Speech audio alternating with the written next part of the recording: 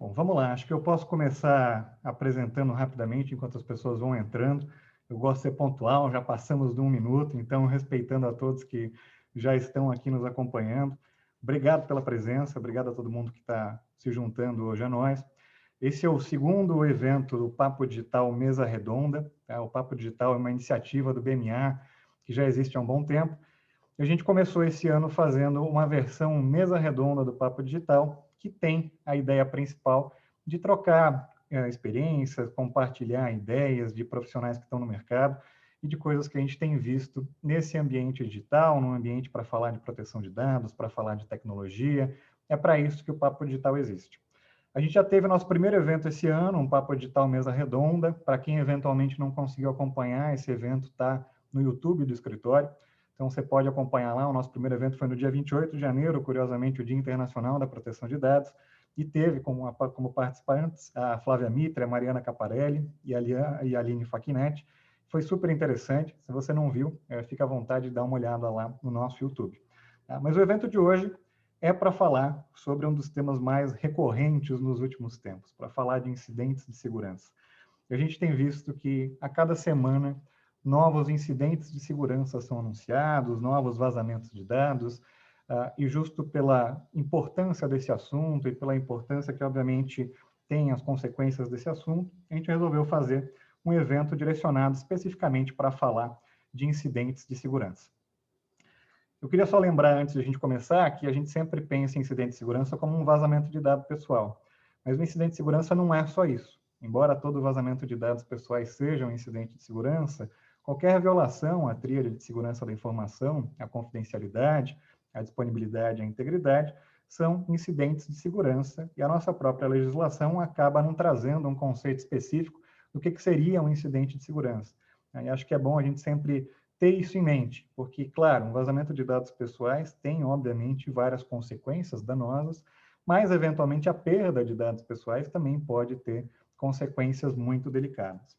Para quem não me conhece, o meu nome é Felipe Palhares, eu sou sócio aqui da área de proteção de dados, tecnologia e negócios digitais do BMA, e vou ser o host do nosso evento de hoje, com 3 grandes convidados e grandes profissionais do mercado que vão compartilhar um pouco as experiências delas e dele, né, em relação a esse tema de incidentes de segurança. A gente tem hoje aqui com a gente a Camila Schrapp, que é advogada responsável pela área de proteção de dados do Mercado Livre, tendo passado pelo Pinheiro Neto Advogados e pelo BKBG. A Camila é formada pela PUC de São Paulo e pós-graduada em Propriedade Intelectual e Novos Negócios pela FGV e em Direito Societário com LLM no INSPER. Obrigado, Camila, pela presença. A gente também tem a presença hoje da Juliana Zangirolami, que é advogada atuante na área de Direito Digital desde 2010, com mestrado em Segurança Cibernética pela Leiden University, na Holanda, e certificada como CIPP-E pela IAPP, certificada também como DPO pela Faculdade de Maastricht, na Holanda. Atualmente, a Juliana ocupa a posição de Data Protection Officer da Hotmart Co. em Amsterdã, na Holanda. Por fim, a gente tem a presença hoje do Pedro Carazato, que é vice-presidente sênior para a prática de Cyber Risk no Brasil, na Kroll, focado em serviços de preparo e prevenção. O Pedro tem mais de 17 anos de experiência profissional e liderou a estruturação e o desenvolvimento de diferentes práticas de consultoria relacionadas à segurança da informação, privacidade e resiliência, focando em desenvolvimento de negócios, gestão de portfólio e de projetos. Mas vamos lá, eu queria fazer a primeira pergunta na linha do que a gente fez no último evento. A gente vai aqui seguindo um caminho de ordem alfabética. Então, a minha primeira pergunta vai para você, Camila. Camila, eu queria saber de você o seguinte: você hoje em dia é responsável pela área de proteção de dados do Mercado Livre, que é uma empresa que nasceu na Argentina, mas que tem operações em mais de uma dezena de países na América Latina. Você pode nos falar um pouco sobre como foi a estruturação do programa de governança em privacidade e proteção de dados na companhia, especialmente em relação à segurança da informação e aos aspectos de prevenção a incidentes de segurança? Quais áreas que foram envolvidas? Se eventualmente foi constituído um comitê interno, se foram realizados treinamentos? Se você puder nos trazer um pouco dessa experiência. Bom dia, Felipe. Obrigada pelo convite de novo. É um prazer estar aqui com vocês. Bom, vou contar um pouco como foi a nossa experiência.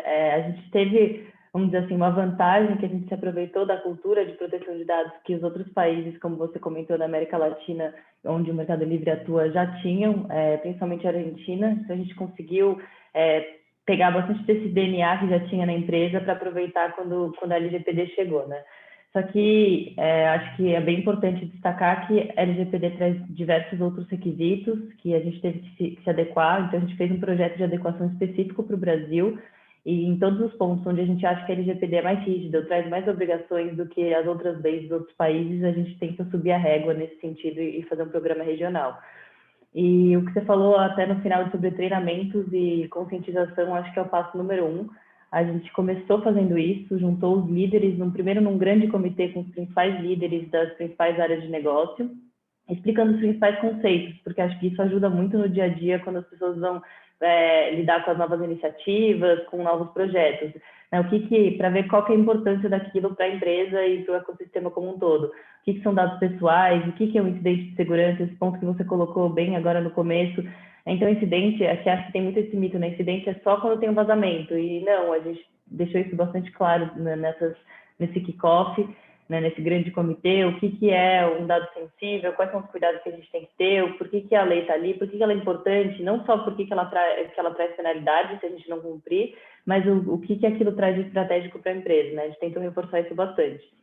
Então, com esse apoio da liderança, a gente formou um comitê de trabalho, vamos dizer assim, um pouco menor, que tem a área de segurança da informação, que acho que é a principal parceira do jurídico da área de privacidade nesse ponto, a área de IT, que também sem eles a gente não conseguiria desenvolver metade do que a gente precisou para seguir com o projeto. Compliance também foi super braço direito. Até a gente tem o mercado pago, né? Tem vários detalhes regulatórios que a gente teve que se adequar também.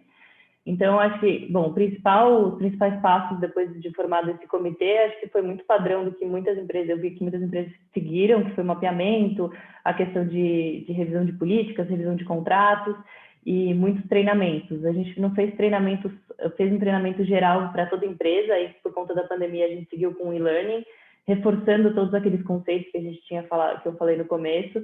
E também a gente tentou abordar muito da forma como a cultura da empresa funciona, bem dinâmico, prático, trazendo cases, fazendo até uma provinha no final para ver se todo mundo entendeu, falando coisas do dia a dia que poderiam acontecer e que área eles deveriam buscar, principalmente nessa parte de segurança da informação. O que é um incidente, quando ele pode acontecer, o que eu tenho que tomar cuidado, quando eu firmo um novo contrato, com quem eu tenho que falar, se eu tenho uma suspeita de incidente, quem eu tenho que procurar, qual a primeira coisa que eu tenho que fazer, como eu posso mitigar esse risco. Eu acho que ninguém tem risco zero, então acho que a ideia é trabalhar com pode acontecer, o que a gente deve fazer. E aí, nessa parte de segurança da informação, que é o nosso principal foco aqui hoje, a gente, na área de segurança da informação, teve o apoio também de uma consultoria externa para preparar toda uma auditoria. E aí, você deve imaginar, a gente tem assim, muitos parceiros e fornecedores, então a gente teve que trabalhar em levas, né? Primeiro, os mais sensíveis, que a gente identificou no mapeamento, e aí, nesses mais sensíveis, foi feita uma auditoria por meio de questionamentos, para ver quais são os padrões mínimos, né, de segurança que a gente entende como adequados dessas empresas.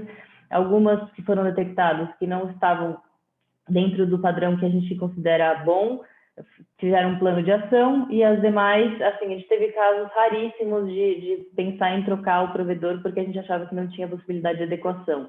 A gente tenta evitar o máximo, a gente acha que dá para se adequar, mas também a gente não vai colocar nem usuários nem colaboradores em risco. Então, a gente sempre trabalha dessa forma e, assim, sendo bem transparente, até hoje a gente continua fazendo esse trabalho não só com os novos fornecedores e parceiros, como também com esse legado em waves, como eu tinha falado, né? É um trabalho, assim, eterno. E aí, fora isso, todos os novos contratos, isso sem contar com o legado, né? A gente tem trabalhado também ainda muito em conjunto com a área de segurança da informação. Então, chega um novo contrato, uma nova iniciativa, a gente senta, vê qual é a cláusula que mais se adequa. Segurança da informação está sempre unido para ver qual que é a forma, o que a gente vai compartilhar, qual a forma de compartilhamento, quais são os dados que vão passar por ali, como que vai fazer depois que o contrato terminar, como que a gente vai fazer para ter certeza de que aquele dado ou vai, se por tem alguma finalidade, vai continuar com outra parte, ou se a gente vai, de fato, ter que verificar a exclusão daquele dado pelo parceiro, pelo provedor. Então, tem, assim, 1 milhão de detalhes que a gente precisa ver em conjunto com a área. E acho que essa parceria entre jurídico e segurança da informação é essencial, porque as áreas acabam se mesclando e cada área tem sua expertise para conseguir trabalhar juntos. Então, a gente não avalia contratos sem ter o apoio deles. Todas as cláusulas padrão também foram realizadas em conjunto com eles, para que a gente tenha certeza de que a gente não vai colocar só a parte jurídica, mas também cobrir o que a gente sabe, né, que ainda tem essa questão não regulamentada da parte de incidentes, mas a gente desde já trabalha muito em conjunto com eles. Até nessa questão dos subsídios, a gente participou por meio de associações, e a área de segurança da informação estava junto também, colocando o que vai impactar, que sistemas que a gente usa, o que seria razoável, porque a gente tem toda uma política, né, nessa revisão de políticas, a gente também fez toda essa revisão da política de incidentes, qual é o fluxo, se alguém avisa de uma suspeita, para quem que vai, qual área tem que ser envolvida.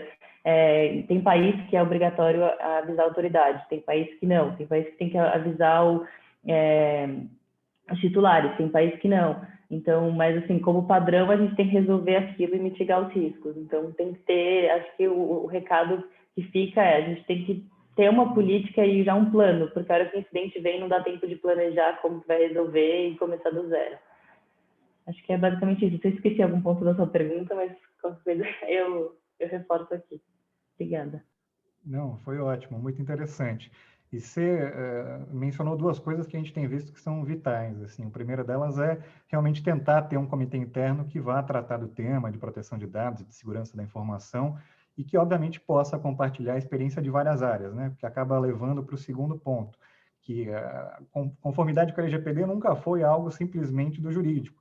Nunca foi um aspecto que você pode olhar, é uma lei, eu vou lá pegar o advogado e vou fazer isso aqui e acabou. A gente tem, inevitavelmente, um trabalho multidisciplinar com várias áreas, e segurança da informação, tecnologia da informação, são áreas essenciais para passarem inputs relacionados ao projeto de adequação, à própria conformidade da organização. Então, muito interessante de ver que o Mercado Livre também tem feito nessa linha. Pessoal que nos acompanha, eu esqueci de algo super importante, que eu sempre esqueço, inclusive. A gente tem um Q&A, uma ferramenta de Q&A aqui no meio. Quem quiser fazer perguntas às nossas convidadas, ao nosso convidado, fiquem à vontade. No final do evento, a gente vai tentar endereçar algumas dessas perguntas, se não der para endereçar todas, tá? Fiquem à vontade de fazer essas perguntas aqui pela ferramenta do Q&A do Zoom. Mas vamos lá. Juliana, você trabalha em uma empresa de tecnologia que eu acho inspiradora, especialmente pela uma trajetória tão marcante que a Hotmart tem. A Hotmart é uma empresa brasileira que se internacionalizou e ganhou o mundo, né? Hoje conta com a sua sede em Amsterdã, na Holanda, onde você fica, inclusive. Na mesma linha da pergunta para a Camila, você pode compartilhar um pouco com a gente da sua experiência da Hotmart no fortalecimento dessa estrutura de segurança da informação e de resposta a incidentes de segurança? Em especial, como que é lidar na prática com as diferenças entre o GDPR, né? Hoje em dia a Hotmart fica em Amsterdã, e a LGPD em relação a incidentes de segurança. Obrigado pela sua participação. Obrigada, Felipe. Obrigada mais uma vez pelo convite. E realmente poder fazer parte da história da Hotmart é incrível. Trabalhar com pessoas tão inspiradoras todos os dias também é um presente para mim, em especial com o time de segurança da informação. E aí, como a Camila e você já pontuou, essa multidisciplinaridade das leis, né, LGPD e GDPR, ela é bem evidente quando a gente fala sobre resposta a incidentes, porque é um tema que precisa da atuação em conjunto de legal e segurança da informação. Enfim, e a minha atuação é muito próxima da atuação desse time. E aí, Felipe, eu acho que nunca é demais enfatizar que, muito antes da LGPD e GDPR, proteção de resposta a incidentes é um tema que sempre esteve no dia a dia do time de segurança da informação.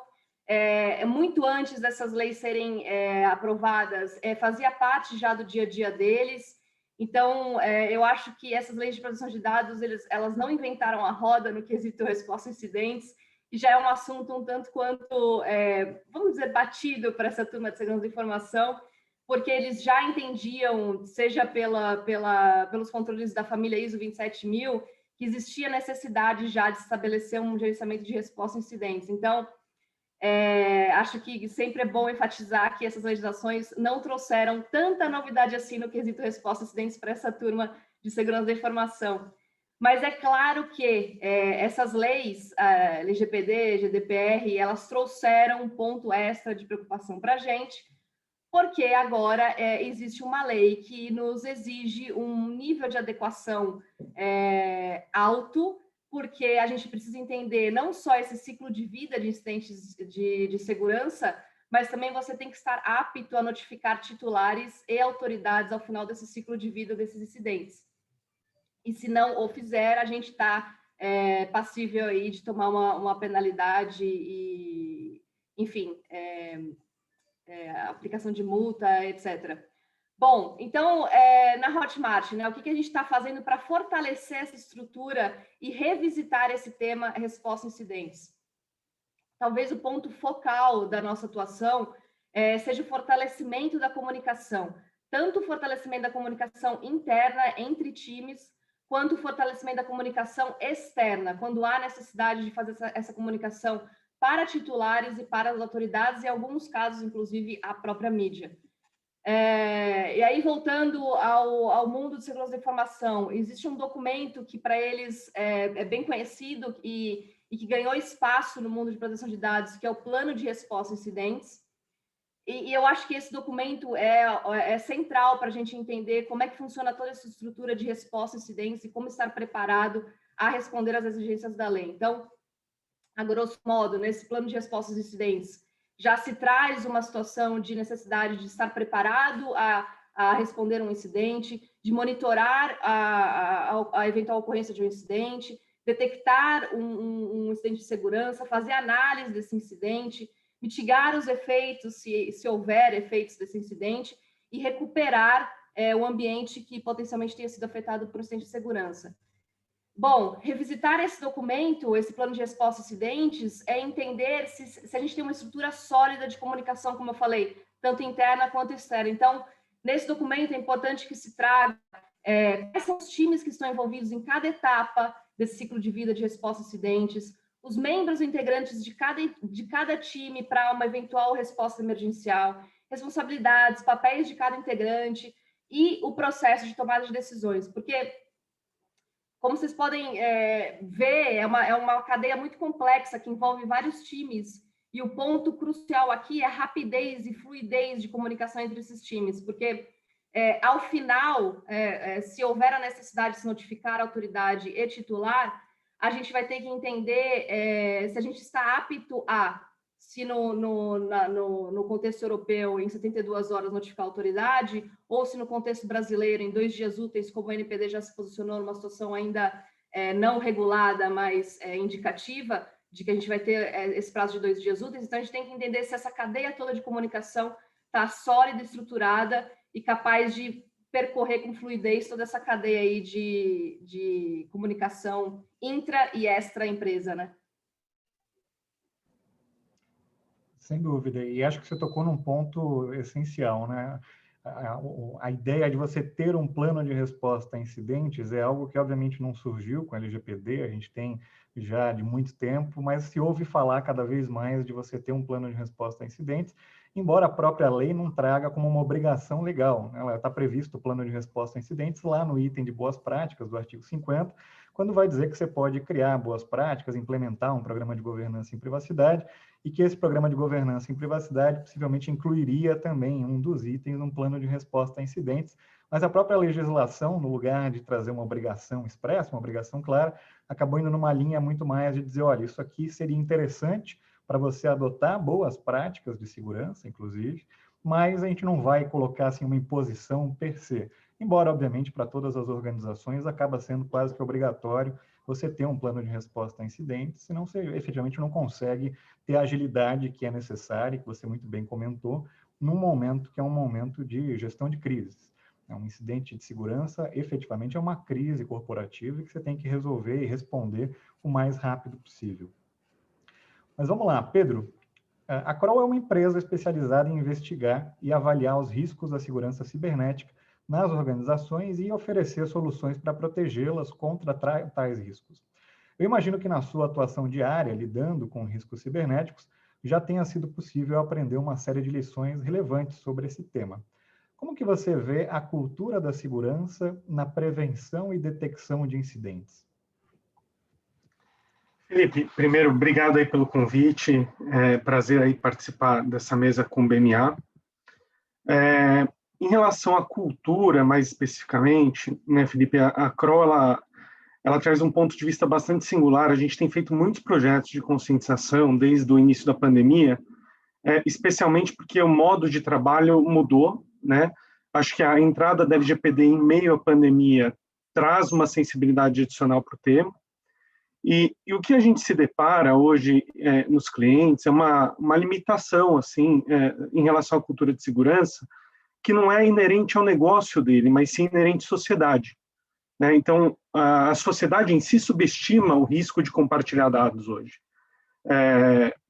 Se a gente olhar a pegada digital em nossos dados, né, por onde nós incluímos nossos dados, em que links a gente clica, todo o nosso comportamento pessoal como sociedade, ele é muito permissivo desse ponto de vista de segurança, e a gente tem um hábito, ainda mais com redes sociais, trabalho remoto, de compartilhar muito dado, de acreditar em mágica, né? Então, aqueles e-mails milagrosos com promessas totalmente desinfundadas. A gente tem uma carência social no país que leva a gente a adotar certos comportamentos que, do ponto de vista de segurança, são muito maléficos, né? Então, no cenário de pandemia especificamente, e acho que isso talvez, não sei como que a Juliana e a Camila vivenciaram isso dentro do ambiente delas, mas tem um fator novo, que é o seguinte: quando a gente vai para o escritório, naturalmente a gente tem um mindset diferente, a gente tem um comportamento mais profissional. Quando a gente está trabalhando de casa, o profissional e o pessoal não são mais tão separados como eles eram antes. O que isso acontece? Essa mistura leva esse comportamento inseguro que a gente tem na nossa vida pessoal para o meio profissional. E a gente acaba replicando comportamentos como clicar em phishing, se interessar por spams, como não se preocupar tanto com o compartilhamento de dados, usar e-mail profissional para se cadastrar em sites, etc. A gente acaba levando para o meio profissional, usando computador profissional, usando e-mail profissional. A nossa diligência, ela diminui, né? A nossa consciência diminui quando a gente está nesse cenário, e ainda mais com todas as dispersões que a gente tem em casa, filho, cachorro, almoço, enfim, todo aquele cenário, né, dentro de casa que só cada um sabe o seu, não tem, acho que não tem, tem tudo em comum entre todo mundo, mas cada um dentro do seu mundo, né, específico. E o que a gente tem focado muito, especialmente na prevenção de incidentes, é de fato em programas de conscientização focados não só no comportamento profissional, mas muito nos impactos e riscos que isso traz para a nossa vida pessoal. Porque muitas vezes a fonte está aí, né? Então, uma abordagem mais humana, mostrando mais os riscos e benefícios que a gente traz para a nossa vida pessoal quando a gente não acredita naqueles e-mails mágicos que chegam oferecendo grandes campanhas de grandes descontos, grandes problemas no banco, né? Como avaliar isso? Como ser mais diligente na hora de compartilhar os dados, na hora de entrar em sites de compras e dar os dados e tudo mais?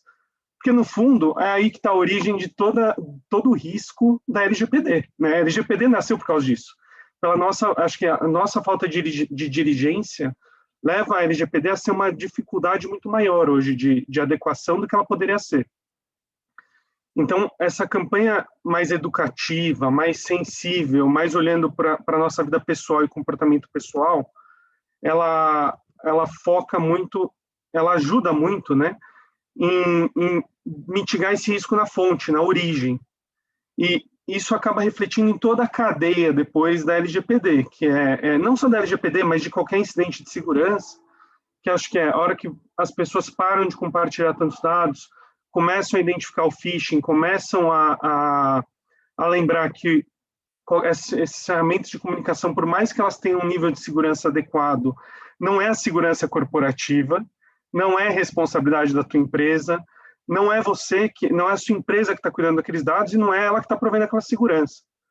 Então, a gente acabou levando muito para esse lado os temas de conscientização e fazendo o link do comportamento pessoal com o comportamento profissional, onde a gente consegue ter resultados na consciência de identificação de um spam e, consequentemente, daquele spam se ele é um phishing ou não, né? Evitar as pessoas caírem no phishing, serem mais diligentes na hora de compartilhar os dados. Então, muita gente troca informação. Você que é um escritório de advocacia, talvez você tenha visto já isso acontecer em algum cliente ou em algum concorrente ou até dentro de casa, e a gente de consultoria também, de trocar informação pelo celular sobre o projeto. O cliente querer falar com a gente pelo WhatsApp ou por um Telegram falando, cara, tive um problema aqui desse tipo. Cara, esse tipo de problema você não fala pelo WhatsApp, você não fala pelo Telegram. Né? Então, como você dá a volta nesse problema? Cara, me chama no WhatsApp, avisa que você quer falar comigo, que aconteceu um problema sério, e a gente liga, usa uma ferramenta adequada, aprovada pela organização para se falar sobre aquele tema. E, por fim, entendendo a organização, a gente leva para eles nesse meio de pandemia, nesse trabalho remoto, como é que você reporta de uma forma mais eficaz quando você identifica comportamentos estranhos, quando você acha que você fez uma besteira, quando alguém está fazendo uma besteira e você viu e você pode ajudar, e muito na vibe da colaboração. Como você pode ajudar, como você contribui, e como isso é uma responsabilidade sua, porque, no fim, se a nossa empresa está em risco, a gente está em risco junto, né? Então, acho que essa é a abordagem que a gente tem levado muito para o mercado agora em termos de conscientização e que, felizmente, começou a gerar frutos, a gente começou a ver frutos muito bacanas aí desse trabalho. Eu espero que tenha respondido um pouco da pergunta aí, Felipe. Não, foi ótimo. E você comentou algo, Pedro, que eu acho que realmente é essencial. Essa nossa digitalização forçada por conta da pandemia mudou muito as nossas rotinas, né? E mudou, inclusive, as capacidades que as organizações às vezes têm ou tinham de se proteger mais adequadamente. Hoje, com muita gente trabalhando de home office, muitas organizações sequer estavam preparadas para essa transição tão acelerada. Não tinham equipamentos para os funcionários utilizarem. Obviamente, se tivessem equipamentos, não eram equipamentos que estavam pensados nesse cenário de você trabalhar direto em casa. Então, você tem uma série de notebooks que não são criptografados, que tem a abertura de todas as portas, que você tem ali uma condição, né, um pouco pior do que, às vezes, muito pior do que seria a condição que você teria dentro da organização, mas agora, por conta dessa necessidade súbita de você digitalizar a operação, muitas empresas se viram aí em umas situações delicadas em relação à segurança da informação. Eu queria fazer uma pergunta para vocês três, e acho que seguindo a ordem, de novo, alfabética, mas que é a seguinte: dentro das suas organizações, como que tem sido a conscientização dos colaboradores e, eventualmente, até dos parceiros comerciais que vocês têm, que as organizações de vocês têm, sobre a importância de segurança da informação e sobre essa relevância de você estar hoje preparado para responder a incidentes de segurança?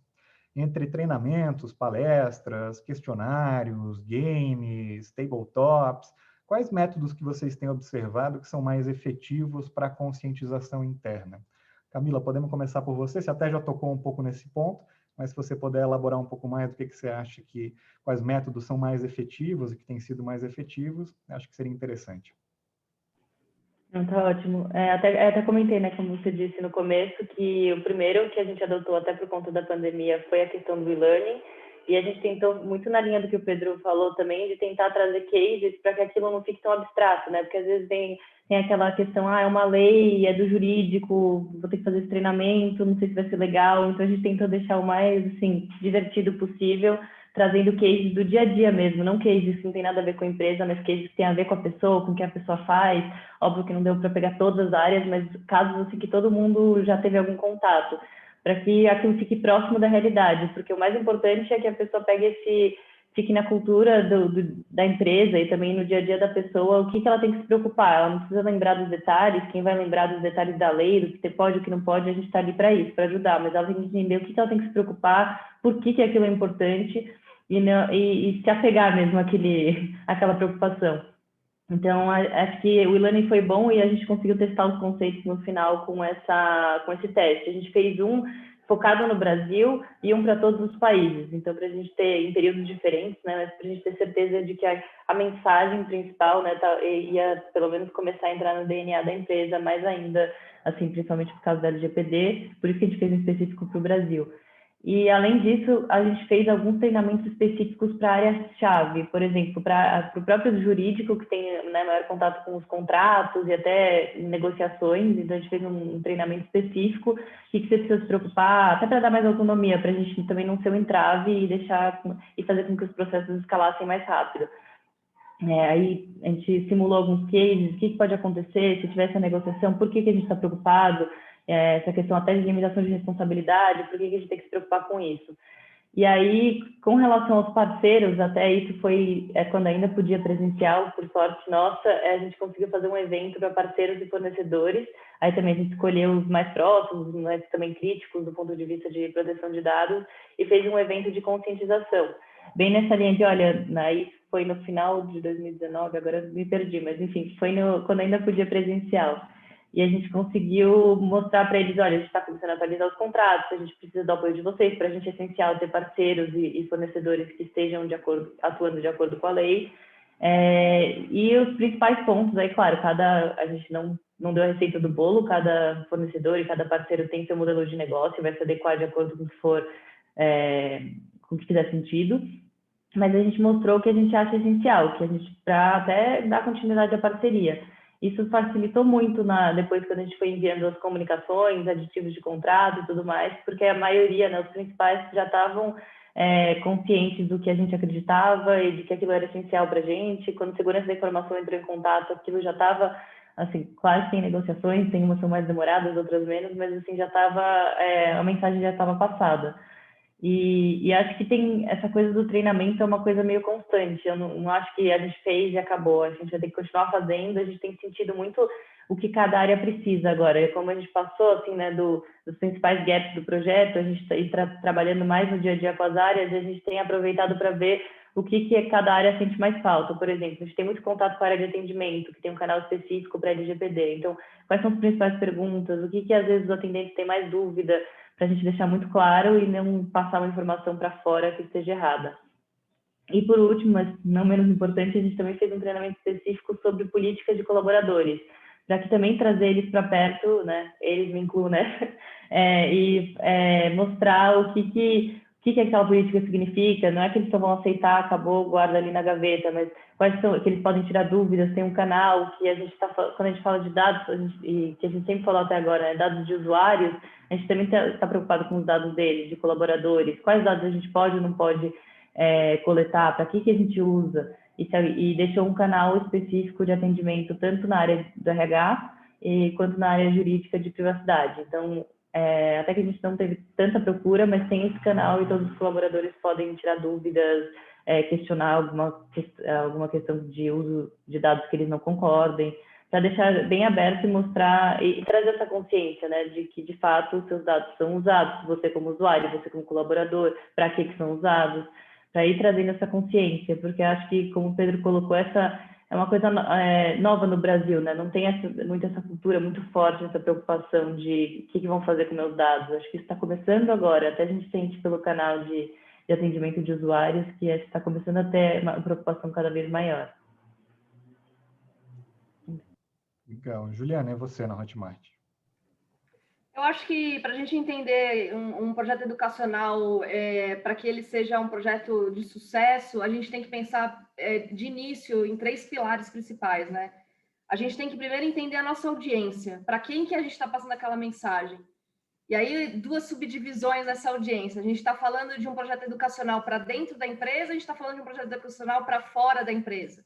E aí, a partir daí, entender a formatação dessa mensagem, como é que vai ser passada essa mensagem, porque não adianta você querer passar uma mensagem num nível muito alto de maturidade relacionado a um tema específico para uma audiência que ainda não está preparada para receber aquela mensagem. Então, primeiro ponto, entender sua audiência. Segundo ponto, eu acho que é para trazer para a realidade das pessoas.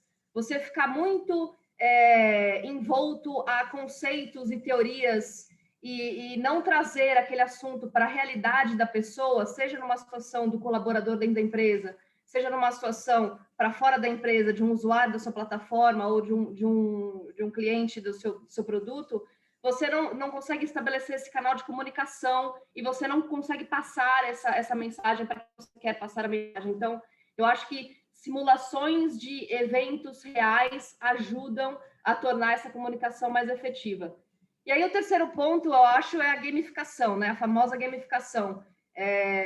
Geralmente, assuntos relacionados ao time de liga são assuntos um pouco chatinhos, somados aos assuntos relacionados à segurança da informação, torna a questão toda ainda mais chata. Então, gamificação eu acho que é uma ferramenta absolutamente eficaz no quesito projeto educacional.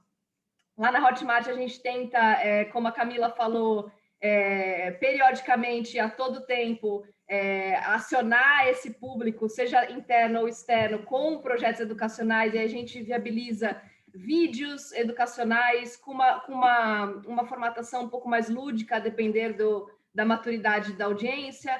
A gente simula situações reais de incidentes de segurança, dependendo da audiência que a gente está se comunicando. A gente pode simular uma situação de phishing, a gente pode simular uma situação de incidente um pouquinho mais grave, enfim. Tudo isso para abarcar aí esses 3 pilares que eu acho que são importantíssimos. Entender a audiência, trazer para a realidade e gamificar a história toda para tirar do mundo chato do jurídico e segurança da informação. Muito bom. Pedro, e você, como tem feito na Kroll? Felipe, eu vou me dar o luxo aqui de falar um pouquinho de clientes, eu vou pedir licença, internamente não é a minha responsabilidade, então vou tomar esse cuidado. Mas, de fato, acho que a Juliana trouxe 2 fatores aí que eu acho chaves, né? Tirando a gente escolher trabalhar nesse mundo chato, né? O resto do mundo acha a gente o chato da organização em geral.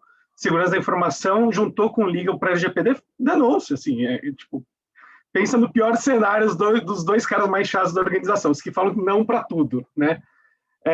E daí, acho que ela trouxe o primeiro ponto que eu acho que para mim é o mais essencial, acho que é essa questão de públicos-alvo, de entender a audiência e de customizar a mensagem para cada nível da organização, para cada área, dentro das possibilidades, obviamente. Eu acho que tem um segundo fator. Minha esposa trabalha com gestão da mudança organizacional há muito tempo, então eu aprendo muito com ela, né, sobre isso. E isso é uma coisa que a gente começou a trazer para os programas programas educacionais em si, que a gente ajuda os clientes, que não é só um aumento da consciência, mas para alguns você tem que trabalhar a cultura corporativa como um todo. Não dá para você ter uma dimensão com um projeto, uma implementação de um SAP. A gente nunca vai ter essa dimensão em termos de investimento, em termos de impacto. Mas eu acho que a gente tem que trabalhar isso, especialmente pelos riscos tão grandes que a gente está vivendo. E como é que a gente faz isso? Acho que é muito olhando o primeiro público-alvo, uma vez que a gente faz essa segregação dos públicos-alvos. Então, olhar público executivo, esses caras são tomadores de decisão, não adianta eles terem só conceito e só conteúdo. Eles têm que saber, assim, critérios de análise, critérios de tomada de decisão. É quase que um treinamento de war room para crise, muitas vezes, né? E aí você pode levar isso tão simples quanto um e-learning, uma palestra ou algo mais uma apresentação, né? Como você pode aprofundar para exercícios e chegar até em simulações de war room com eles. Quando a gente vai para um público de middle management, a gestão ali, todos os gerentes, tudo mais, você tem um papel que participa muito da tomada de decisão, muitas vezes, mas é o responsável por operacionalizar as decisões também. Então, esse público ele precisa de uma série de treinamentos também específicos para lidar com temas de segurança da informação, porque, no fundo, assim, eles são responsáveis por um grupo de ações de uma área, de um grupo de pessoas. E, por fim, sim, você tem o público em geral, que aí vai muito da cultura organizacional. Você vai ter, por exemplo, num caso do escritório de advocacia aqui, que que a gente fez recentemente. Cara, a gente determinou ali trilhas de aprendizado que elas têm uma apresentação mais alto nível, de conceitos técnicos, depois uma realmente do aplicar estes conceitos na tua vida pessoal e do reflexo delas na sua vida profissional, e por fim uma trilha de aprendizado via learning. No varejo, a gente teve uma outra experiência. No varejo, a gente vai olhar lá como é que você conscientiza o pessoal do chão, né, do piso da loja, né, o pessoal que está lá no fim. Então, A gente tem que ver as ferramentas que a organização possui, o que ela pode usar para levar. Então, eu posso falar de um caso que não fomos nós que fizemos, mas eu brinco, foi uma lição aprendida com um cliente, muito legal, né? Que para o PCI, que é uma demanda lá de proteção de dados de cartão de crédito, eles fizeram vídeos, juntaram todo mundo no chão no chão da loja, ainda na época que podia, né? Mostraram vídeos, fizeram testes, etc. Então, acho que não existe ferramenta melhor ou pior, existe a sua cultura organizacional e como fazer o fit das ferramentas com a sua cultura corporativa. Então, por exemplo, no caso da Juliana Hotmart, que tem uma cultura mais jovem, mais inovadora, mas ela tem a gamificação vai funcionar muito bem. Quando você vai para um varejo, que você tem uma pulverização, ou para bens industriais, bens de consumo, que você tem fábrica, você tem que trazer TA para a tecnologia da automação para a mesa, você tem que falar do comportamento ali muito mais físico, muitas vezes, do que digital, né? Quando você vai para o escritório de advocacia, você vai falar muito de papel, né, Felipe? Talvez não mais, acho que está acabando essa vida, mas quando a gente fala com áreas jurídicas de empresas, a gente vai falar muito de papel, ainda tem, quando a gente vai para a loja de varejo, você tem lá cadastros que as pessoas fazem em programas de fidelidade, ainda tem muita coisa em papel, né? Se você ainda sai do centro, do eixo aqui, sudeste, sul, você sai das grandes metrópoles também, você tem muita coisa em papel. Como é que você lida com uma operação descentralizada e tão heterogênea assim? Então, acho que é muito a questão, o segredo está em você fazer essa definição muito boa dos públicos-alvos, entender a maturidade de cada setor que você vai trabalhar, as mensagens que eles precisam ter, e sempre, como a Camila trouxe, muito ligado à realidade do dia a dia deles. Acho que isso é importante, com exemplos práticos que eles vivem no dia a dia, mais do que para responder, mas para prevenir incidente. Eu gosto muito dessa pergunta, eu acho que as experiências de vocês são super valiosas, porque eu sou um grande defensor que o pilar de conscientização, o pilar de treinamento é fundamental para qualquer programa de adequação LGPD. A gente sempre fala muito assim de assessment, data mapping, vamos lá, criar políticas, criar processos, e daí você cria um ferramental maravilhoso que ninguém conhece. Que as pessoas pegam lá e está na intranet, em algum link, está dentro da gaveta, ninguém nunca viu. É maravilhoso para o papel, é maravilhoso para um dia chegar e dizer, não tenho isso aqui, só que ninguém nunca foi treinado, ninguém sabe o que fazer.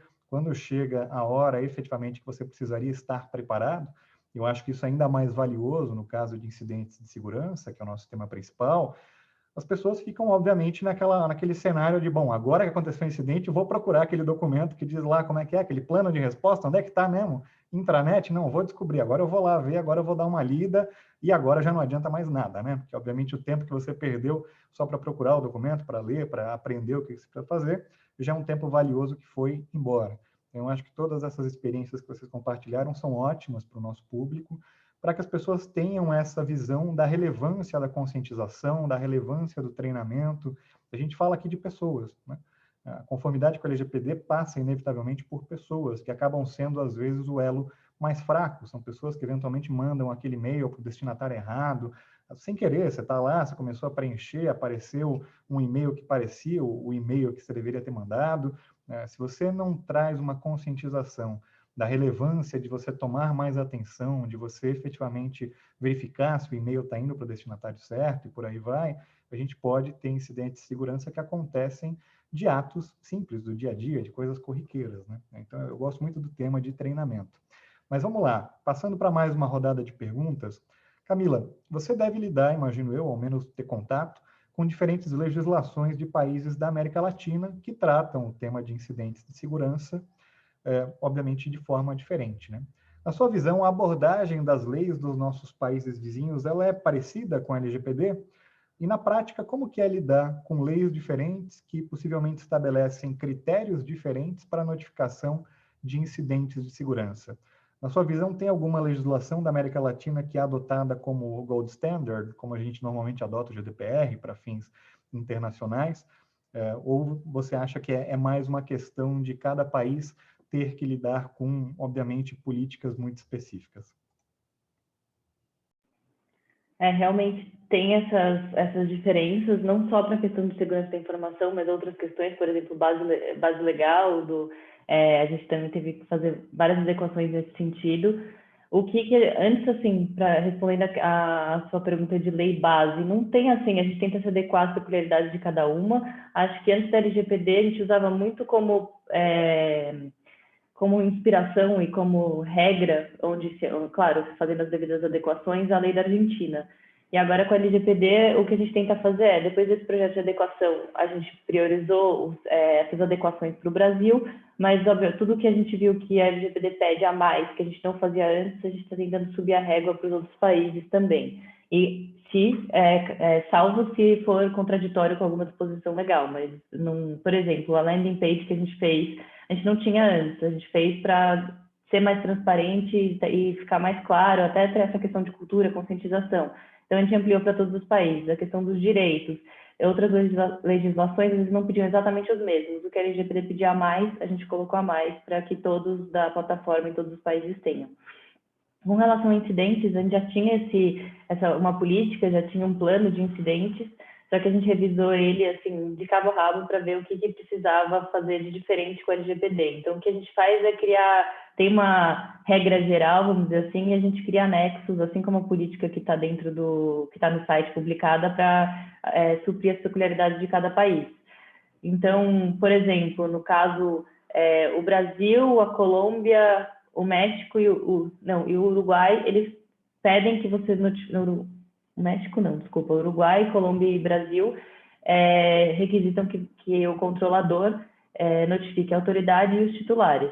Isso não é requerido por todos, então a gente não faz isso em todos os casos, no caso de acontecer um incidente. Mas o que a gente tem conversado bastante internamente com relação a titulares. Mesmo que eu não seja obrigada a notificar o titular pela legislação do país, né? Aí tirando o Brasil do caso. Se eu puder notificar o titular porque ele foi afetado e passar alguma informação para ele que vai ser útil para que ele tome alguma providência, mesmo assim a gente vai fazer. Então, quando eu falo subir a régua, é nesse sentido. Ainda que eu não seja por uma legislação específica obrigada a fazer, se eu achar que eu vou fazer isso e vou melhorar a situação dos nossos usuários ou do colaborador, eu vou fazer. Então, é muito nesse sentido a adequação, mas, por exemplo, se eu não preciso notificar a autoridade, isso não vai trazer nenhuma vantagem, vai ser só uma obrigação, não vou replicar essa obrigação para os outros países também. Então, a gente vai muito nessa linha. Tem essas diferenças, a gente tem até, que eu estava olhando agora, porque a gente tem um mapeamento interno, quando eu preciso, quando eu não preciso notificar a autoridade, quando eu sou controlador. Na maioria dos casos, a gente é controlador. Quando a gente é operador, quando eu preciso notificar o controlador. Então, a gente tem esse mapeamento que a gente revisou com a LGPD para ver se a gente precisaria fazer algo diferente, específico, que a gente não tinha antes. Então, a gente segue muito nessa linha. Legal, obrigado. Juliana, eu imagino que a Hotmart mantenha diversas relações contratuais com fornecedores e clientes que envolvem o tratamento de dados pessoais. Quais que são as principais cláusulas contratuais que vocês entendem relevantes para regular os deveres das partes em relação especificamente a incidentes de segurança? Em especial, como que têm sido as negociações contratuais com os parceiros comerciais de vocês nesse sentido? Você acha que o mercado já está mais maduro para discutir aspectos relacionados a incidentes de segurança em contratos comerciais?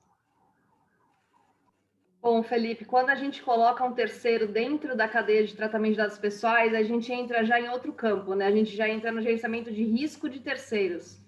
E trazendo a discussão a questão de incidente de segurança, a gente soma dois assuntos. A gente soma o gerenciamento de crise cibernética, que você já apontou que é um caso relacionado a incidente de segurança, mais gerenciamento de risco de terceiro. Então, todos os pontos que eu mencionei lá no começo do nosso bate-papo relacionados ao que deve ser feito para tornar o nosso ambiente resiliente, a gente tem que agora entender se esse terceiro está apto a responder a esses incidentes, está apto a lidar com esses incidentes dentro do ambiente deles. Então, antes de falar de cláusulas contratuais, eu acho que o ponto importante é a pré-análise desse terceiro, pré-assinatura do contrato. É o período que antecede a assinatura, né? Então, a gente precisa entender se esse ambiente do terceiro está apto a receber esses dados pessoais, se o ambiente do terceiro está apto a proteger a famosa tríade de segurança da informação, né? Porque, como você colocou lá no início, a gente está falando aqui de incidente de segurança, então, que são situações que infringam disponibilidade, confidencialidade, integridade, não só vazamento de dados. E aí a gente tem que entender ainda se esse terceiro tem um ambiente resiliente, porque a gente sabe que a gente não vai conseguir ter um ambiente 100% seguro. A gente tem que sempre buscar a palavrinha-chave de resiliência do ambiente cibernético. Bom, avaliar esses terceiros varia muito do contexto de tratamento e o risco que esse terceiro impõe ao operacional da nossa empresa. Aqui, essa avaliação ela pode variar entre questionários, com perguntas relacionadas à segurança da informação e proteção de dados, pode variar em auditorias que a gente pode fazer no ambiente desse terceiro, pode variar com penetration tests que a gente pode implementar pré-contrato, enfim. Feita essa avaliação, quais são as cláusulas aí que são as mais importantes do meu ponto de vista para a gente colocar nesse contrato? A gente tem que entender que esse contrato ele tem que manter essa fotografia. Vamos supor que esse terceiro passou pela análise tanto do time de segurança da informação quanto do time de proteção de dados. Esse contrato ele tem que manter essa fotografia que foi tirada pré-assinatura do contrato real durante toda a vigência do contrato. Então, cláusulas como, por exemplo, garantir que os colaboradores estão sob o dever de sigilo, aqueles que vão ter acesso aos dados pessoais, definir medidas de segurança específicas a depender do contexto de tratamento que esse terceiro vai fazer, e aí tem uma atuação absolutamente em conjunto, como a Camila já apontou, com o time de segurança da informação, porque é importante que haja delimitado quais são as medidas de segurança, tanto técnicas e organizacionais dentro desse ambiente de terceiro. E aí a principal delas, né, que esse terceiro nos notifique caso haja algum incidente de segurança dentro do ambiente dele. Variações entre as legislações, se notifica em 72 horas eu teria que notificar a autoridade no contexto europeu em 72 horas. No contexto brasileiro, há aí uma ideia de 2 dias úteis, um prazo indicativo da NPD ainda a ser regulado. Então, esse prazo para que esse terceiro me notifique tem que ser o suficiente para que eu cumpra esses meus deveres impostos pela lei, né? Tanto contexto Brasil, contexto União Europeia. E aí, Felipe, respondendo a sua pergunta com relação à maturidade de mercado, eu acho que é muito difícil a gente generalizar. Existem vários níveis de maturidade no mercado quando a gente fala em resposta a incidentes. O fato é que já há uma conscientização no mercado do porquê que certas cláusulas precisam estar nos contratos. Então, a grosso modo, eu acho que no momento da negociação, o obstáculo que a gente encontra é pequeno, porque já há um entendimento do porquê que essas cláusulas precisam estar lá, principalmente relacionadas a prazo de notificação de incidente de segurança. Acontece que eu acho que ainda é um item a ser visto, to be seen, se esses contratos vão ter força executiva e se a gente vai realmente fazer valer o que está escrito lá. Será que, colocando, por exemplo, o prazo de 48 horas para um terceiro, o papel aceita tudo, certo, Felipe? Será que ele realmente vai nos notificar em 48 horas? Eu ainda não sei, eu acho que a gente ainda precisa aguardar esse ponto. De fato, o papel aceita tudo, né? Se vai acontecer ou não, eu acho que a gente vai ter que ver como é que vai ser na prática. Até porque eu sempre tenho esse lado, né? A gente sempre coloca nas cláusulas contratuais que você tem lá um prazo ou de 24 horas, 48, ou até imediatamente a partir do conhecimento do incidente. O que é o conhecimento do incidente, né? Quem que precisa conhecer o incidente? A pessoa na ponta de repente, um profissional de TI lá, júnior, que curiosamente passou por aquilo, ou não, você tem que escalar para o diretor de segurança da informação, gerente de SI, você tem que chegar até o CEO, a partir de qual momento que você tem aquela concretização de que agora eu conheço o incidente, agora eu tenho a obrigação, seja de notificar meus terceiros, seja de notificar a autoridade ou titular. Acho que isso ainda vai dar muito pano para a manga. Pedro, mais uma pergunta específica para você. Eu queria aproveitar um pouco da sua experiência prática, auxiliando aí um grande número de organizações na avaliação de riscos cibernéticos, para te pedir alguns exemplos práticos, caso você possa compartilhar, obviamente, do que você tem visto como melhores práticas na preparação para respostas a incidentes de segurança. Na sua visão, o que as empresas deveriam fazer e o que elas estão fazendo, de fato, na prática, para estar melhor preparadas para um incidente? Felipe, eu acho assim, o bom de ser a letra P é que todo mundo fala antes, a gente ajuda a colar algumas coisinhas, né? Mas, em linhas gerais, eu acho que eu queria fugir um pouquinho da LGPD e falar de uma visão um pouco mais ampla, que é, de fato, o preparo para incidente, né? O que a gente tem visto, o que a gente tem recomendado para os nossos clientes e até ajudado a implementar muitas vezes. Primeira coisa, eu acho que a gente vem de uma cultura de comando e controle muito forte no passado. Acho que a LGPD ela traz uma oportunidade de você refletir sobre alguns temas e aplicar isso mais amplamente. Então, por exemplo, a gente fala de uma ISO 27000, que é uma boa prática de segurança da informação. Um dos primeiros pontos que ela traz é a classificação de dados. Então, brinco, responder um incidente, você começa a respondê-lo 5 anos antes dele acontecer. É a hora que você começa a se preparar, né? Então, essa classificação de dados, o que o pessoal costuma fazer? Faz aquela classificação, mantém lá o inventário, que é atualizado manualmente, automaticamente, enfim, mapeia os ativos relacionados àqueles dados. Pouca gente se preocupa em otimizar os tratamentos de dados, né? Então, quer dizer, a hora que eu otimizo, eu reduzo o volume de dados, eu concentro, eu pulverizo, eu uso tecnologias diferentes para armazenamento de dados, eu reduzo a necessidade de controle, porque eu estou reduzindo o risco inerente ao dado. Então, eu sempre gosto de trabalhar com... Existe um método que a gente gosta muito, que é o bow tie, né, a gravata borboleta, que ela trata o risco em 2 momentos diferentes. Antes dele acontecer, quando ele ainda é um risco de fato, o evento e as consequências daquele evento.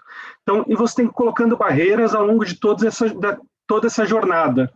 Então, quando a gente vai falar de prevenção, a gente vai falar primeiro da classificação. Quando eu falo de um evento em si que pode acontecer, eu tenho que diminuir a minha possibilidade do evento acontecer. Eu posso diminuir colocando proteção, controle, ou posso otimizar, diminuir os fatores de risco. Então, a gente sempre sugere que comece por aí. Vamos minimizar as fontes de risco como? Minimizando os tratamentos de dados. Isso acho que a lei ajudou muito, porque ela traz a questão da necessidade, da finalidade, e especialmente da minimização dos dados ali, né, ou do tratamento do dado, enfim. Quando você junta essa tríade aí, você dá a minimização, eu diria, né? Quer dizer, você não pode tratar o que você não precisa. Você não deveria tratar o que você não precisa. Ou você não tem uma base legal para tratar. Isso se você expandir para dados estratégicos, para dados pessoais, para dados financeiros, cara, o conceito não muda. Isso é conceito de governança, de gestão de risco, né?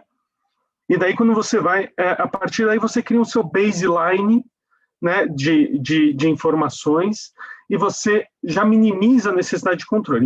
A partir daí, você começa todo o ciclo de sanitização de dados, controle preventivo, e daí você trabalha em 2 vertentes. Você pode trabalhar na probabilidade, né, e daí quando você trabalha na probabilidade de acontecimento, quer dizer, deixa eu diminuir, ou no dano, você vai estar falando de criptografia, de VPN, de firewall, gestão de acessos. Gestão de acesso, inclusive, quando a gente fala de... há muita iniciativa no mercado de gestão de identidades, né? Vira sempre um projeto gigantesco, com uma série de complicações, e isso, se a gente trazendo para algumas realidades, isso é uma ferramenta muito poderosa, porque isso te diminui muito o risco inerente também, a hora que você tira acesso, a hora que você limita o acesso. Então, esse conceito da necessidade que a lei traz, quando você aplica para acesso, ela também te ajuda muito, né? E acho que as empresas pecam muito por aí, tá? Então, quando a gente vê casos de ransomware, de vazamento de dados, etc., o ransomware, o que é? É criptografar, é um sequestro de dados através de uma criptografia de uma base, né? Se aquela base está criptografada, o cara pode criptografar à vontade, ele está criptografando dado criptografado, né? Se ele está anonimizado, também dificilmente ele vai conseguir ter algum uso daquele dado, então você já diminui muito o seu dano. A hora que você coloca barreiras de entrada, então o firewall, a VPN, tudo isso ele vai evitar o acesso indevido também, né? E talvez aonde seja o maior calcanhar de Aquiles aí sejam em controles detectivos e depois que suporta a investigação. Isso a gente vê em projetos de investigação que a Kroll faz em grande volume também, né? Depois do incidente acontecer, uma coisa é você detectar, e acho que cai um pouquinho no tema que vocês estão falando, quando você toma conhecimento. Então, há movimentos muito fortes de implementação de SOC hoje no mercado, e isso é importante, é essencial, tem grandes fornecedores de tecnologia muito fortes, muito bons nesse tema, né? E deve se apoiar nesse tipo de serviço. Acho que tão importante quanto isso é você ter uma camada de governança que ajude tudo isso a conversar, a ter transparência e um processo de gestão de risco que ajude a tomar decisões diligentes e relevantes, né? Então, eu ter um risco alto, médio ou baixo não é um problema. O problema é ficar de braços cruzados e não conhecer.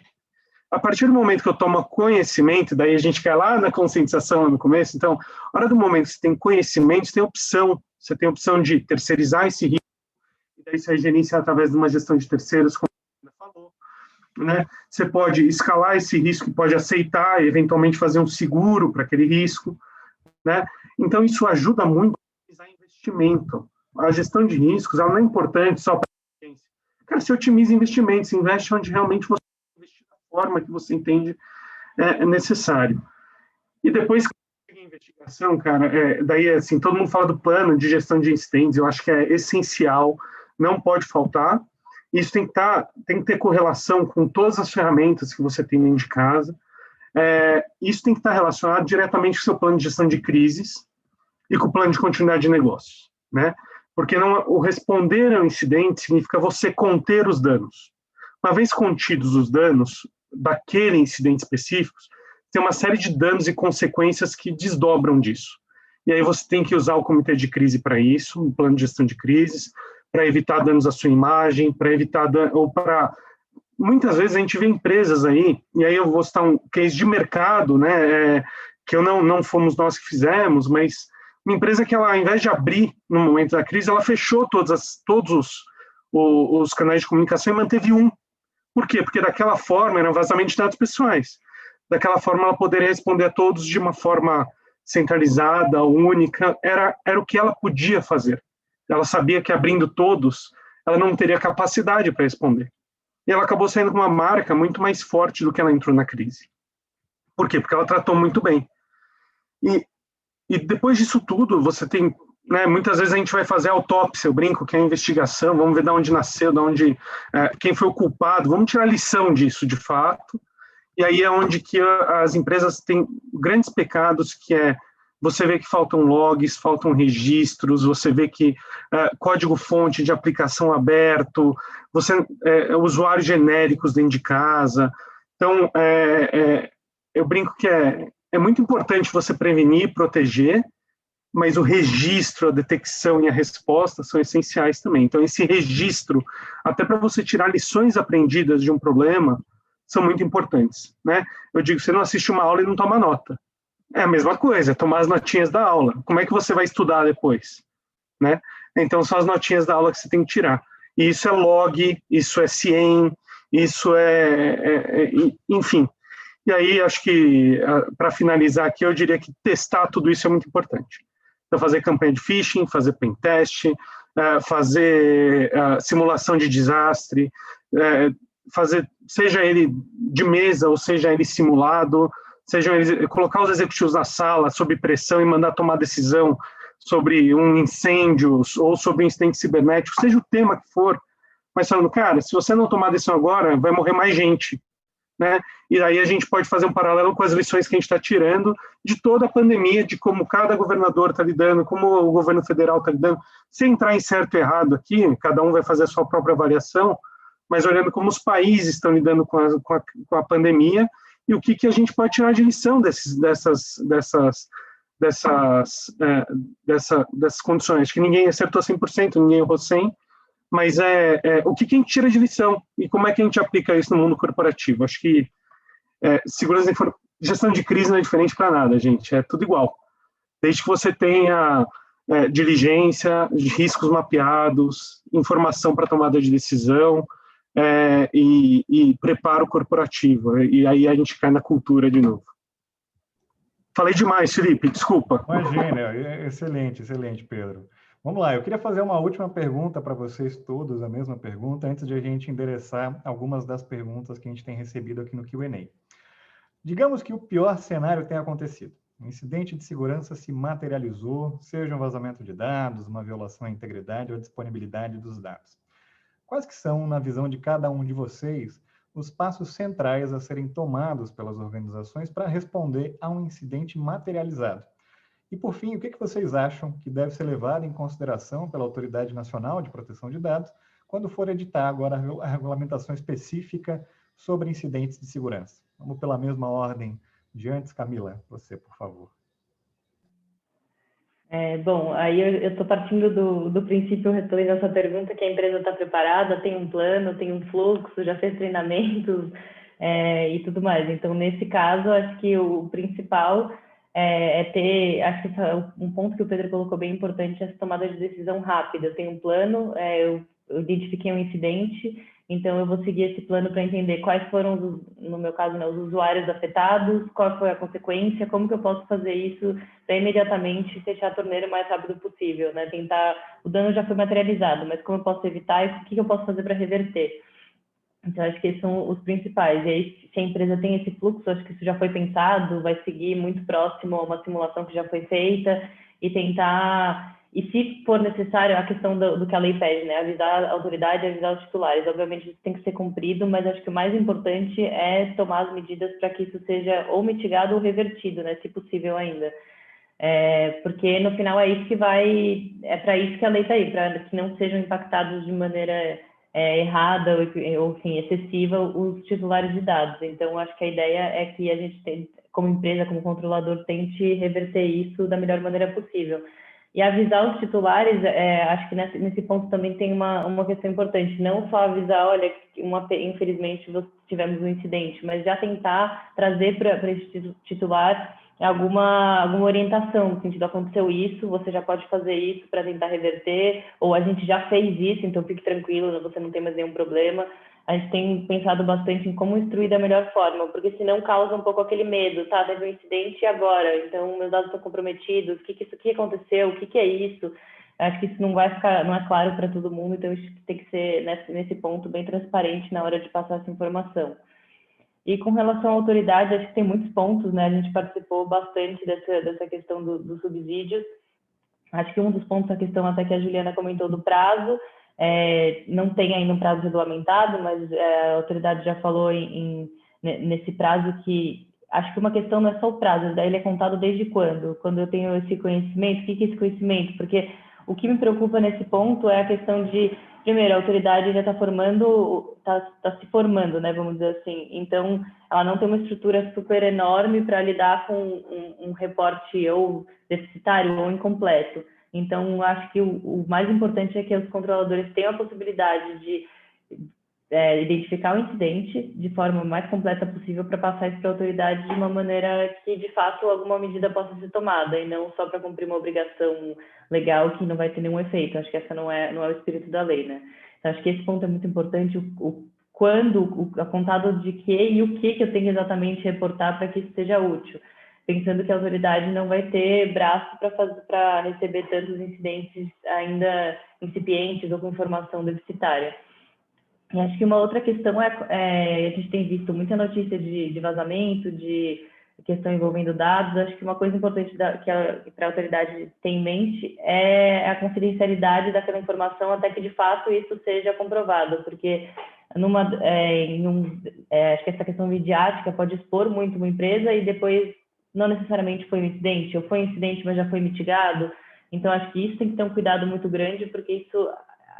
tem aquele balanceamento, né? Muito importante que a empresa se prepare para que ela tenha a confiança dos usuários, dos colaboradores, mas, por outro lado, acho que é, vamos dizer assim, injusto que ela seja exposta para um incidente não cometido ou sejam expostas informações que não necessariamente estejam atreladas àquele acontecimento. Então, acho que esse balanceamento também é muito importante. Aí, fora isso, também levar em consideração todas as medidas que a empresa tomou para evitar, pensando que não é um risco zero, por mais que a empresa esteja 100% preparada com todas as medidas ao seu alcance, ainda assim a gente sabe que não é um risco zero. Então, talvez levar isso em consideração na hora de aplicar uma orientação, uma multa, ou qualquer que seja a medida necessária no caso. Tem muitos pontos, mas acho que eu destacaria esses por enquanto e a gente vai evoluindo na conversa e acho que eles devem ter mais outros pontos também. Legal, obrigado. Juliana, suas considerações.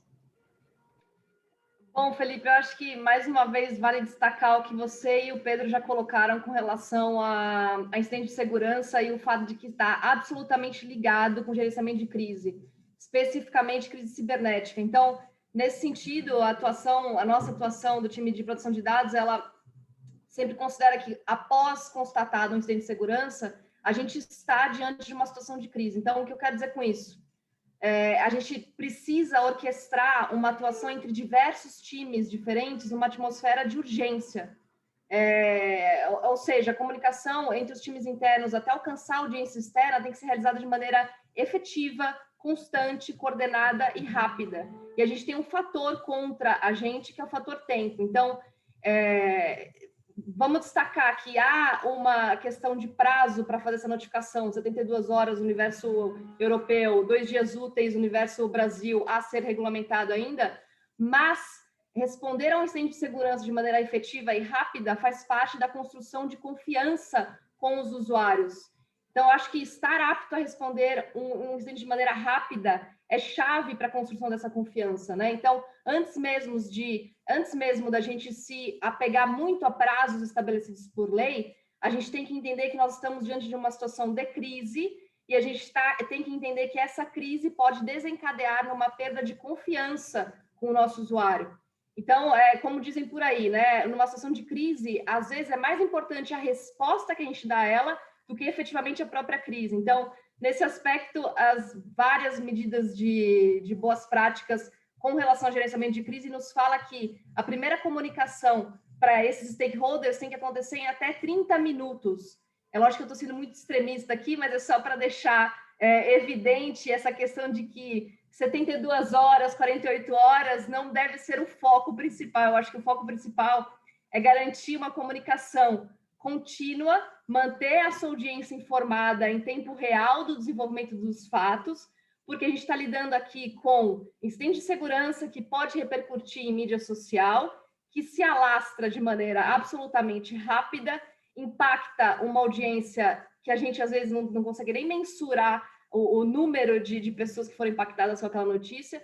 Então, a gente está falando, antes de mais nada aqui, de reputação da marca, e aí a Camila já apontou a questão relacionada à confidencialidade dessas tratativas da autoridade para análise efetiva se houve um incidente ou não, enfim.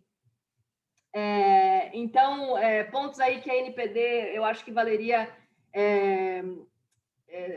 focar e tomar um certo cuidado, todos os que a Camila já colocou, e eu acrescentaria um aqui, que é entender efetivamente, quando ela fala quando a lei fala em que o incidente possa trazer risco considerável a um titular, a gente tem que entender a definição desses parâmetros para considerar que aquele incidente de segurança causa efetivamente risco aos titulares.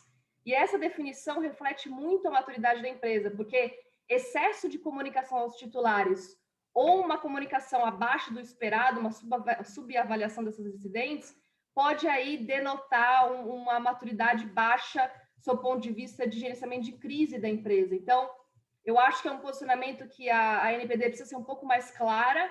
As autoridades da França e da Inglaterra já se posicionaram nesse sentido, dizendo que é crucial que haja uma métrica bem parametrizada internamente para que se entenda o que significa alto risco aos titulares, para que não haja nem excesso, nem pouca notificação às autoridades.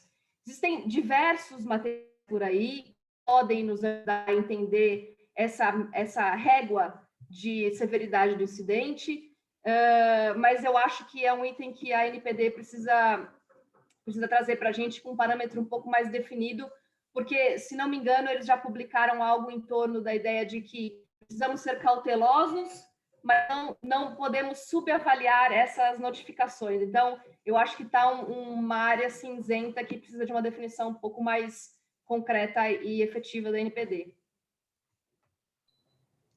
Pedro? Agora ficou difícil, porque agora elas falaram bastante coisa, né?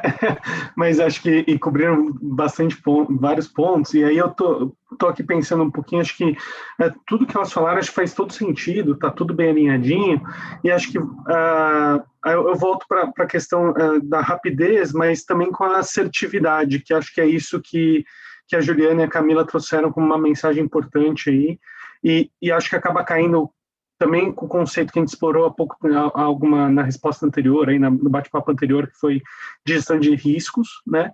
Acho que o risco ao próprio titular de dados ele tem que ser considerado, mas quando a gente fala de resposta a incidentes como um todo, a gente tem que considerar os 3 momentos que eu acho que são essenciais. O primeiro momento de contenção, que aí eu acho que você pode tratar no mesmo bolo incidentes tanto de segurança da informação quanto físicos. Acho que com responsabilidades diferentes, com stakeholders diferentes, mas a lógica é a mesma. Então, se pega fogo no prédio, o que você faz? Você evacua, você fecha, tem as portas corta-fogo, tem os sprinklers, tem toda uma série de controles que você pensou antes para que a evacuação fosse bem feita e você salvasse o maior número de vidas.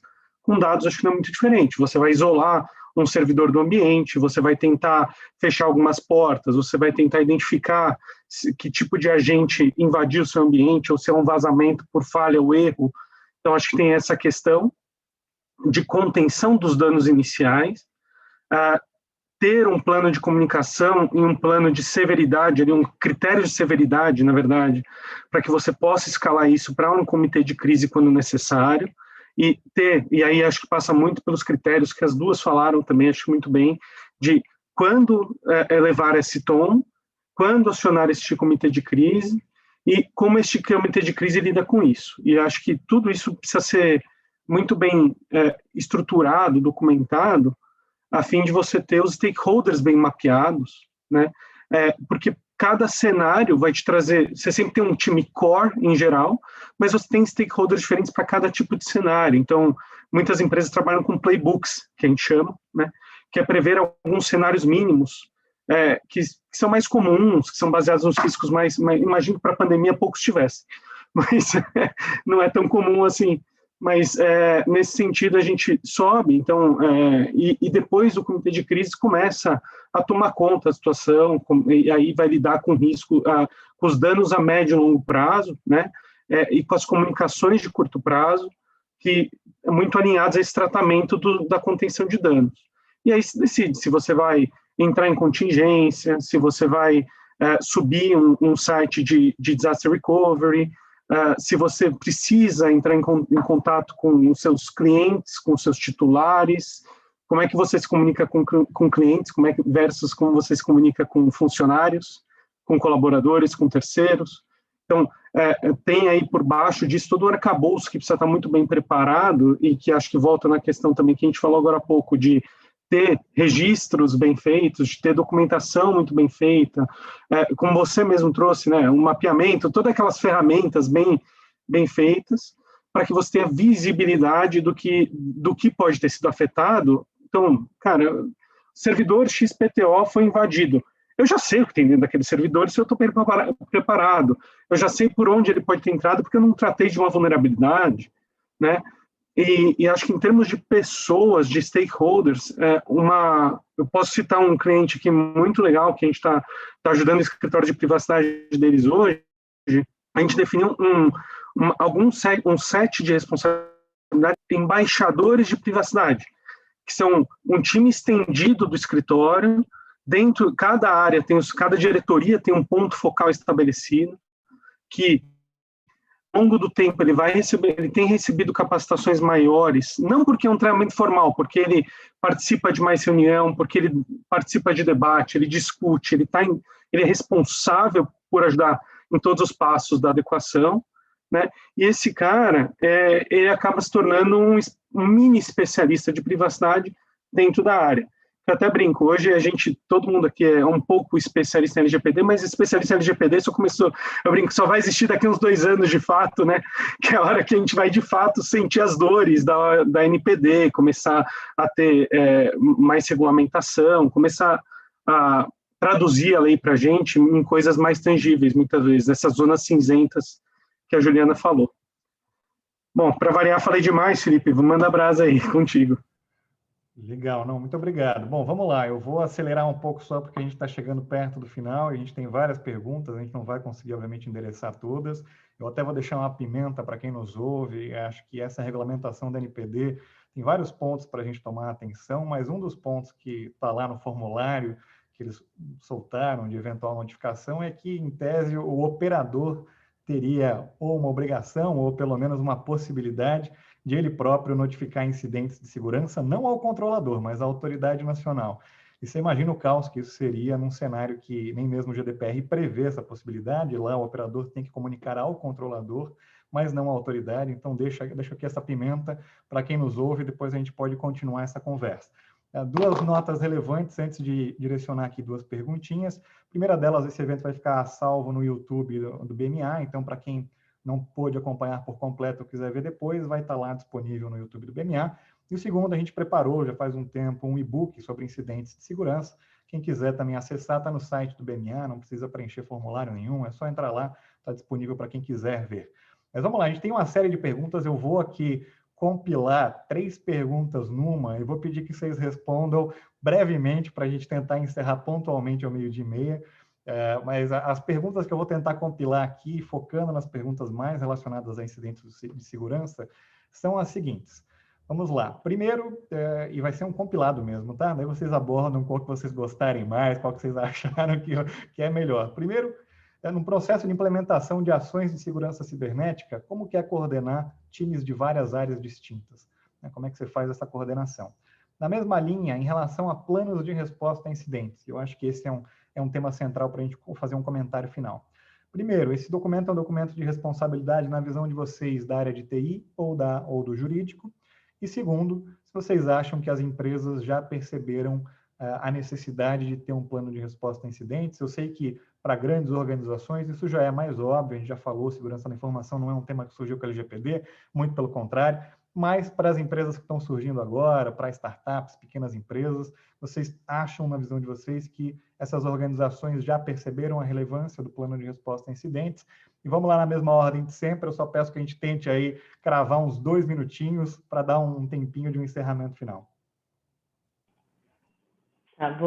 Acho que eu lembro de todos. Vamos lá.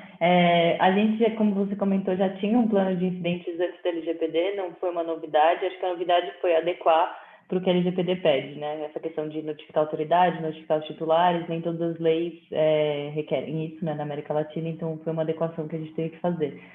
Sobre a responsabilidade, ela sempre foi de responsabilidade da área de segurança da informação, e a gente é envolvido nesse processo. Aí tem 2 tipos, o incidente de segurança, que é só um incidente de segurança, e o incidente de segurança que envolve dados pessoais, e aí a área de privacidade também é envolvida. E sobre o envolvimento de outras áreas, no caso de um incidente, isso está tudo, tá tudo mapeado já nessa política. Uma política tem um incidente, quem vai receber, qual vai ser a análise que vai ser feita, qual vai ser a área que vai ser envolvida no primeiro plano, e no segundo plano, aí vai depender do tipo de incidente, qual foi o impacto que ele gerou, quais foram os titulares envolvidos, se ele foi mitigado, não foi, e aí vai escalando para outras áreas ou não. Então, isso tudo já existia antes e é a área de segurança da informação que coordena esse processo. E aí, só acho que o que mudou, uma das questões que mudou é a questão do registro desse incidente. A gente também vai ter um registro específico quando envolve dados pessoais e um registro específico quando envolve só segurança da informação, para que a gente tenha isso muito claro para, se for necessário, apresentar isso para a autoridade. Espero que não, mas, enfim, tem esse plano. Muito bom, atendeu inclusive os 2 minutos, hein? Vamos lá, Juliana. Peteca está com você. Locutor de jogo de futebol. Vamos lá, coordenar times das áreas distintas. Eu acho que uma situação um pouco mais ampla dessa pergunta não especificamente presidente de segurança, mas coordenar áreas distintas, acho que é um dos papéis principais do DPO. A gente precisa transitar de maneira rápida e fluida entre vários times, e a gente é o elo dessa cadeia de comunicação, pelo menos eu vejo dessa maneira. Então, especificamente para incidente de segurança, quando você fala do projeto de adequação LGPD de DPR, o pilar gerenciamento de crise, o pilar resposta a incidentes, o DPO ele tem que estar muito presente em várias áreas, seja governança, seja riscos, seja segurança da informação, seja segurança cibernética, legal, ele tem que estar presente em todas essas áreas, conversar com todo mundo, estabelecer esse elo e ser a ponte de comunicação entre todos esses times. Então, eu acho que é crucial o papel do DPO aqui.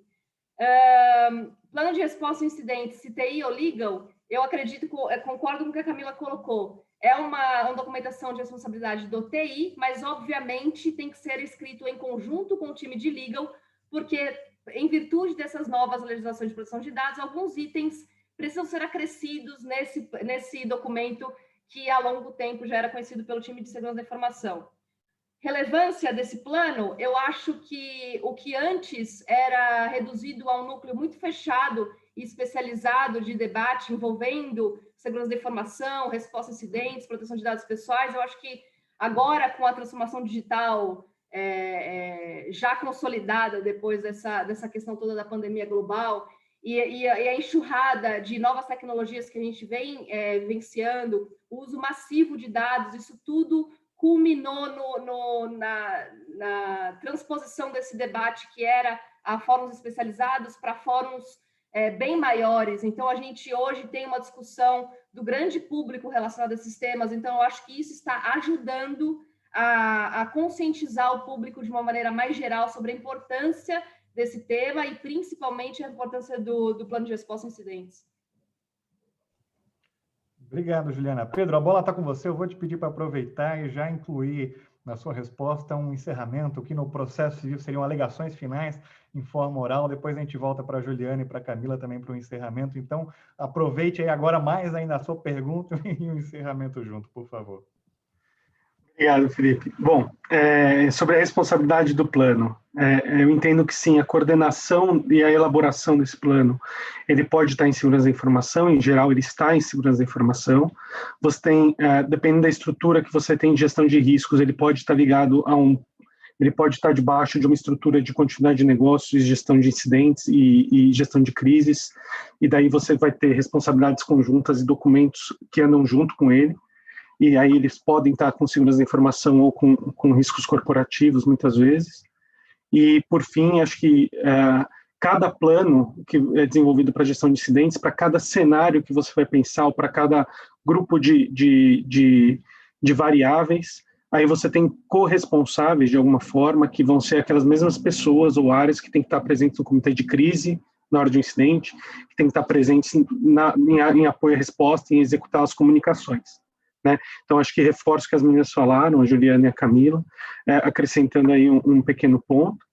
Em relação à colaboração entre as áreas, eu acho que esse teste que a gente fez em um cliente, lógico, com a anuência do cliente, junto e aproveitando da cultura dele, de ter embaixadores, facilitou muito esse processo de colaboração, porque uma vez que você tem esses embaixadores indicados, acho que além de você dar empowerment para eles, dar um pouco de mais de poder para eles, isso sendo alinhado top-down também, você tem bastante ajuda e bastante fluidez na comunicação e na coordenação.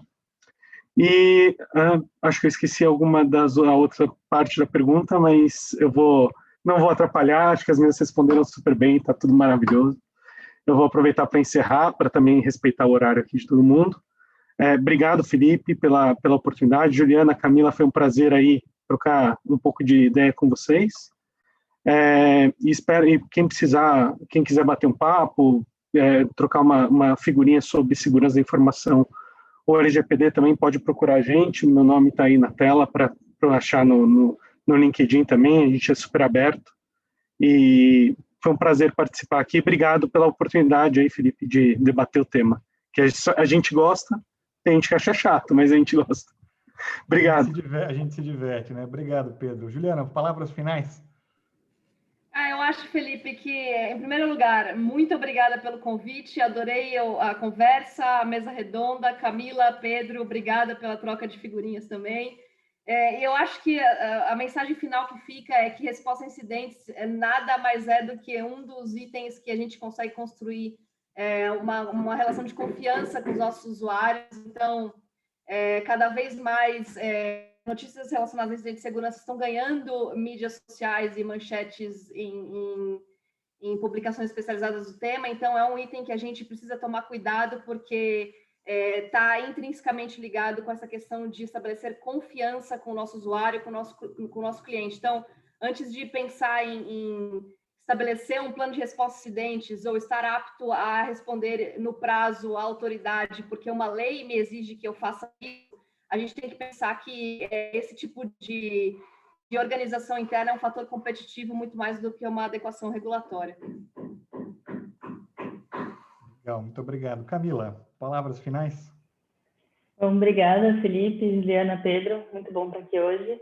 E acho que minha mensagem final é mais na linha de, acho que até pegando um gancho da Juliana, essa questão de competitividade e também de trazer valor para a empresa. Acho que isso é uma coisa essencial. Acho que imagino que muitas empresas já tinham isso antes, né, uma política, um plano de incidentes, mas caso não tenha, acho que é um ótimo momento para pensar nisso, não só por uma questão de mostrar para a autoridade ou mostrar para os titulares, mas para de fato ter essa confiança de que os dados estão seguros dentro de casa e qual seria o plano imediato num caso de urgência.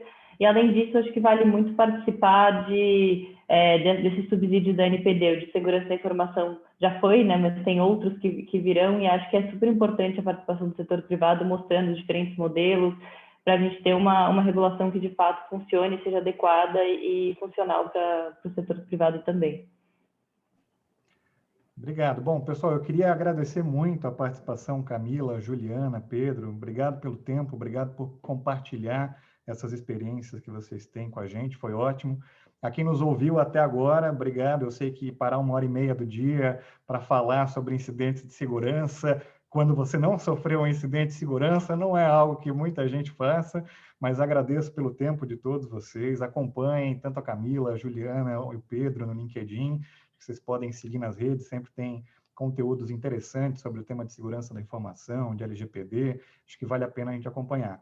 Agradeço também aqui pelo tempo de todos e deixo uma mensagem na linha do Pedro. Se você quiser continuar trocando ideia, nos falar aí de ideias para outros eventos do Papo Digital, dessa mesa redonda, fica à vontade para me mandar uma mensagem, um e-mail.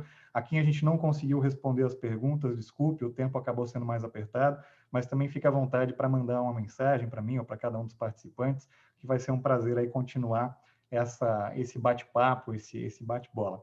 Obrigado a todos e uma boa terça a todo mundo, uma boa semana. Tchau, pessoal. Obrigada, tchau. Obrigado, tchau, tchau.